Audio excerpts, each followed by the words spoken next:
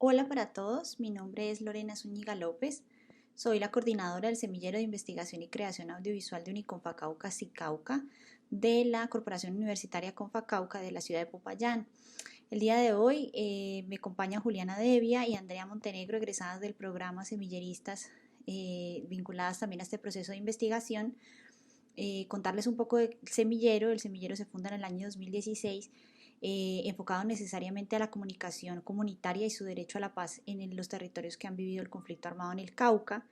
Y bajo esa línea hemos explorado también la investigación-creación como una herramienta poderosa para acercarnos a las comunidades, para indagar sus intereses particulares, sus consumos audiovisuales y generar así producciones audiovisuales de alta calidad que involucren el aprendizaje de los semilleristas, pero sobre todo también que puedan hacer co-creación y puentes importantes de comunicación para dar voz y voto un poco a estas poblaciones que necesitan ser escuchadas y que de alguna manera están buscando estas nuevas herramientas comunicativas para generar inclusión y paz. Bajo esa línea hemos desarrollado 3 producciones institucionales grandes de corte documental, y desde el año 2021 venimos desarrollando una nueva línea de comunicación digital a propósito de las narrativas transmedia, vinculando el semillero con el proyecto Colombian Cycling Transmedia History, un proyecto propuesto por la productora audiovisual Cinema Azul de la ciudad de Bogotá, ganador del CREA Digital 2021-2022, y que ha vinculado a algunos semilleristas en la construcción de un arco narrativo que se pueda trasladar a las narrativas transmedia para la reconstrucción de un hecho histórico como es el ciclismo de ruta en nuestro país, que ha dejado grandes glorias y que ha tenido una conexión importante con el quehacer popular del país o el conocimiento que se tiene sobre el país a propósito del centro y las periferias. Bajo esa lógica, entonces empezamos a explorar, bajo el conocimiento obtenido en este proyecto, empezamos a investigar y a pensarnos el por qué no utilizar la narrativa, enfocarnos en construir o reconstruir otro hecho histórico que ha sido muy importante para los caucanos, específicamente para las comunidades indígenas, campesinas y mestizas de la zona afectada, como fue la avalancha de Páez ocurrida en 1994. Bajo esa lógica, entonces, hoy venimos a contarles un poco cómo se ha construido esta propuesta, que está en formulación todavía, en construcción, y cuáles han sido los aprendizajes del derrotero que hemos llevado en este tiempo para desarrollar esta importante obra narrativa, primero que todo como creativa y segundo también como una oportunidad para conectarnos y hacer proceso comunicativo con las comunidades. Bienvenidos. El 6 de junio de 1994, un terremoto cerca al volcán Nevado del Huila, específicamente en la zona de Dublín, un área limítrofe entre los departamentos del Huila y el Cauca, marcó en 2 la vida de centenares de habitantes de Páez, municipio ubicado a 130 kilómetros de Popayán, al oriente del departamento del Cauca. El sismo fue el detonante de decenas de deslizamientos, provocando represas temporales que rápidamente se rompieron y generaron descomunales olas de flujo y lodo que se convirtieron en avalanchas en los ríos y todas las quebradas de la cuenca del río Páez. Se interrumpieron las vías de comunicación y se destruyeron puentes, casas y edificaciones institucionales. Murieron o desaparecieron aproximadamente 1.000 personas y unas 1.110 familias indígenas y 500 mestizas se vieron obligadas a salir de sus territorios de origen. Según la Red de Estudios Sociales en Prevención de Desastres en América Latina, en su informe de 1995, esta avalancha, que positivamente no fue otro armero, que dejó cerca de 25.000 muertos y hasta salió en las portadas de la revista Time, es uno de los desastres más complejos de esa década y que nos lleva a la necesidad como investigadoras del Semillero Sicauca de contar esta historia por varios motivos, como el tipo de comunidad afectada, indígenas Misak, paeses, población negra y mestiza, la huella de conflictos territoriales por siglos entre los paeses y Misak, por estar ubicado en una zona de conflicto entre guerrilleros y militares colombianos, porque el narcotráfico está presente en la región, porque hay una amenaza latente debido a la inestabilidad de los terrenos de la cuenca del río Páez, por lo que quienes vuelven a ella están en riesgo y se toca en este acápite uno de los puntos más críticos de América Latina, la tenencia de la tierra. Y por último, pero no menos importante, porque nadie sabe o recuerda con exactitud en el Cauca lo que pasó, y hay un llamado desde las comunidades anualmente a que se rescaten y se representen sus memorias. Esto nos lleva a hablar entonces de la forma en cómo a través de esta propuesta de investigación se quiere representar y abordar este universo narrativo y rescatar la memoria presente en una comunidad en específico. Y aquí en especial nos enfocamos en la memoria, concepto que Pierre Nora denomina como la vida con grupos vivos y en evolución permanente y con deformaciones sucesivas, que está abierta a la dialéctica del recuerdo y la amnesia, por lo que es vulnerable a las utilizaciones y manipulaciones. La memoria, según Allier, se extiende con la vida de un grupo y por ello, cuando un grupo muere, una parte de la memoria colectiva se extingue. La memoria comenzó a comprenderse como una construcción social resultado de la intervención y lucha entre diversos grupos que invisten al pasado de sentido a partir de sus valores e intereses presentes. Según Krenzel, esta se entiende como los procesos a través de los cuales diversos sujetos y actores sociales que operan bajo las condiciones del presente y cuentan con recursos materiales y simbólicos muy dispares, pugnan por imponer cierto significado respecto a los acontecimientos del pasado. Como derrotero teórico de esta propuesta, aparte del concepto de memoria que ha sido fundamental, tenemos también el concepto propio de narrativa, ¿no? Hay que recordar que a principios de este siglo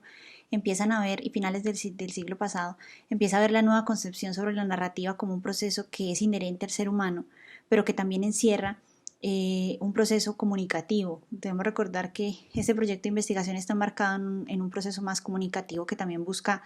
ver cuál va a ser el proceso de co-creación entre las partes, quien narra y quien recibe, y de alguna manera ese trabajo con las audiencias nos ha acercado al concepto de transmedia,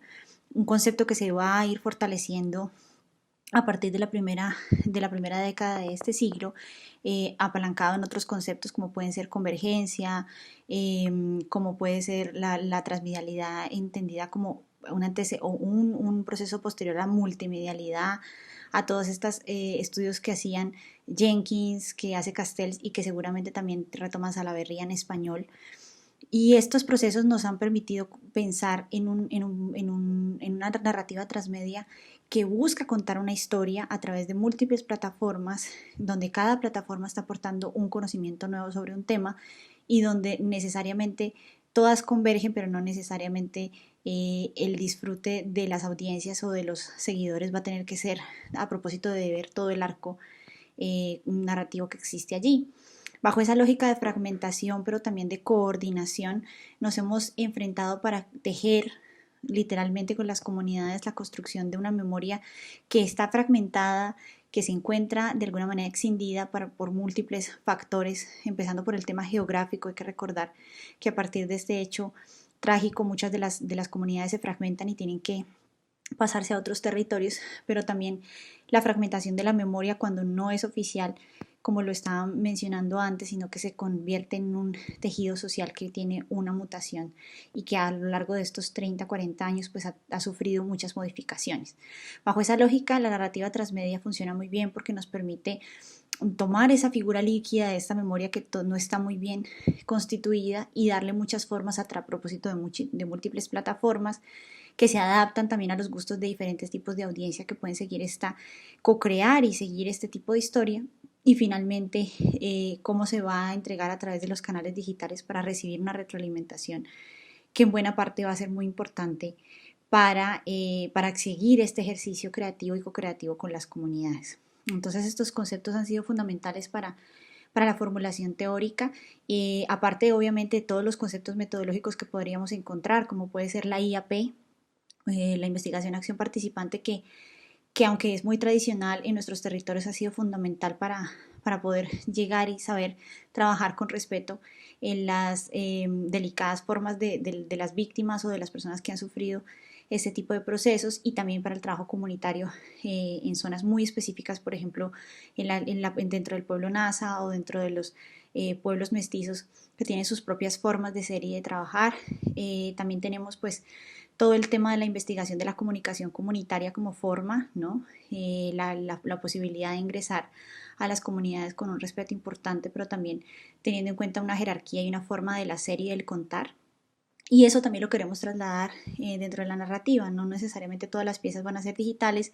eso ya lo van a complementar mis compañeras, pero también no estamos, digamos, cerrados a la posibilidad de encontrar nuevas formas de contar a propósito del tejido, de la gastronomía, del arte y de la narrativa oral.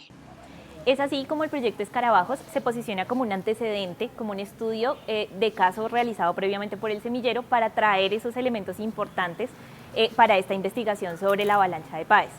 permitiéndonos hacer un contraste sobre los principios identificados en esta investigación para establecerlos como puntos de comparación. El primero que logramos identificar es el uso de los elementos de la narrativa ficcional, como los personajes, los lugares, bueno, que siempre se han manejado para este género, dentro de un universo histórico, como en el caso del ciclismo colombiano. Así encontramos personajes que nosotros los identificamos dentro de este universo como los ciclistas, lugares que se posicionaron como todos esos espacios de la geografía colombiana y que le dan contexto al relato, un narrador que en este caso se hizo como de manera ficcional y que es una familia colombiana, y tiempos que vienen naturalmente por el tema cronológico.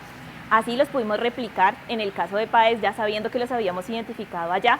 trayendo actores como los personajes que ya hablamos, que son cada una de las comunidades involucradas, espacios que vienen a ser clave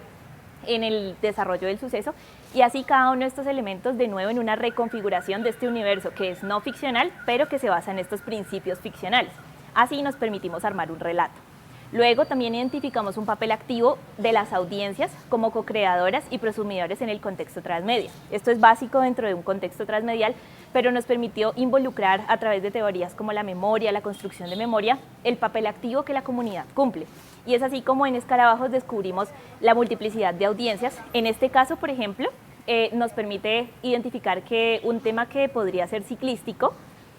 solamente le interesa a alguien que es ciclista, pero ahí a través de grupos focales y estudios de audiencias identificamos que pueden ser más, podían ser historiadores o gente interesada por la narración que le gusta este tipo de relatos. Para el caso de Páez, en contraste, pues podemos identificar que la audiencia objetiva es muy activa porque es una comunidad que en principio uno diría, bueno, son solo los involucrados en el suceso, pero el target se amplía cuando nos acercamos a que las personas que estuvieron involucradas tuvieron una diáspora, entonces pueden estar ubicadas en cualquier otro momento, y otras comunidades que no están relacionadas geográficamente con el hecho, pero que se conectan a nivel latinoamericano o mundial con temas como el arraigo, el territorio y la identidad. De esta manera empezamos a encontrar otro punto de contraste, y es el diseño de las piezas y las plataformas de expansión, porque digamos que con Escarabajos nos dimos cuenta que aunque teníamos una ruta pensada, las audiencias co-crearon con nosotros y nos empezaban a proponer otras nuevas piezas o el diseño de nuevas piezas que quisieran consumir. Por eso, entonces, en el caso de Páez, aunque hay una base que ahorita vamos a ver de las piezas propuestas o del despliegue de las plataformas, también buscamos permitir que esa audiencia primaria, que serían los pobladores del lugar, puedan retroalimentar sobre esa necesidad y esa pertinencia de cada una de esas piezas de acuerdo a las condiciones del territorio. Por último, también identificamos en el caso de Escarabajos que la narrativa nos facilita la comprensión, es decir, que entre yo tenga como más desarrollada la forma de contar ese hecho histórico, las personas son más receptivas, y por eso creemos que el relato y la forma de contar es muy importante en este proyecto. La avalancha de Páez es un tema que no se ha tocado, como ya lo hemos mencionado, y nos permite transformar un poco esos cuerpos de texto extensos, o sea, como históricos que a veces son complejos de digerir, en formas a través de la narrativa transmedia y del diseño de piezas, una forma de construir esa memoria con ellos y transformarlo en piezas que se consuman a través de las propias comunidades, y que se dé una forma de contar natural, pero a la vez que mezcle el entretenimiento. De esta forma podemos concluir que todo el tema de la narrativa ficcional es útil para poder contar y para poder llevar a las comunidades este proceso. Y el proceso con el semillero también nos permite identificar la pertinencia de la investigación-creación para poder conectar a los pobladores, a las comunidades, a los que han vivenciado los hechos, con una audiencia que también espera esos temas para ser contados, ¿sí? Y aquí finalmente pues mostramos el prototipo de mapa transmedia que hemos planteado a través de las piezas, la primera como un video institucional que nos permita, además de apalancar el trabajo de campo y desde la parte como del desarrollo de la estrategia, poder llegar al territorio, que es algo que tenemos pendiente por hacer, poder contar desde una fuente oficial lo que ha sucedido, y luego pasar a piezas como son la segunda y tercera rama, que ya son más de la construcción y la co-creación de memoria, que nos permita hacer una línea editorial basada en los relatos y en el relato, pues sí, como herramienta fundamental, pero también con mirada, en este caso de género. Son las dos piezas que están planteadas, un libro de relatos y una cartilla de una novelera gráfica. Y por último, un cortometraje animado que nos permitirá ir recogiendo todas esas memorias para poder iniciar y dar despliegue a este tema a través de diferentes plataformas. Así concluimos este trabajo como semillero, porque se ha venido desarrollando, sigue siendo una propuesta en curso y que a través del diseño de cada una de estas piezas y plataformas sigue aumentando y desarrollando pues un trabajo de campo que se verá reflejado en la creación de piezas audiovisuales, digitales y offline, por ahora offline, teniendo en cuenta el contexto de la población que manejamos, que está un poco difícil de conectividad, pero que seguirá en construcción a raíz de la interacción con ellas.